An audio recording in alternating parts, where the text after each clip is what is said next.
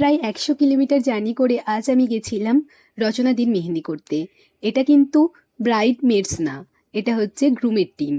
আজকের লোকেশন ছিল ঘাটাল, সেই সুদূর ঘাটাল। তো আমি মর্নিং মর্নিং রেডি হয়ে গেছি, আর ভোরবেলা উঠেই এই যে আমার যে কাজটা থাকে মেহেন্দি রেডি করা, সেটাই রেডি করে নিচ্ছি। তারপর আমি বেরিয়ে গেছি গন্তব্যের উদ্দেশ্যে।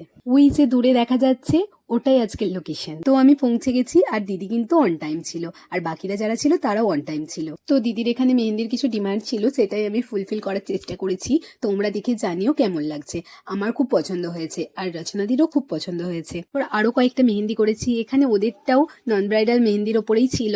দেখো তোমরা কেমন লাগছে। তো এখনো যারা ভাবছো আমার কাছে মেহেন্দি পড়বে, ঝটপট কিন্তু বুক করে নাও। ডেটটা অ্যাভেলেবেল থাকলে আমি সমস্ত জায়গায় গিয়ে কাজ করি, তো তোমরা আমাকে কন্ট্যাক্ট করতে পারো। টোটাল 4টে মেহেন্দি করেছিলাম, আর ওটা করতে করতে তো আমার প্রায় সন্ধেই হয়ে গেছিলো। তারপর আমি বাড়ি চলে এলাম। বাই।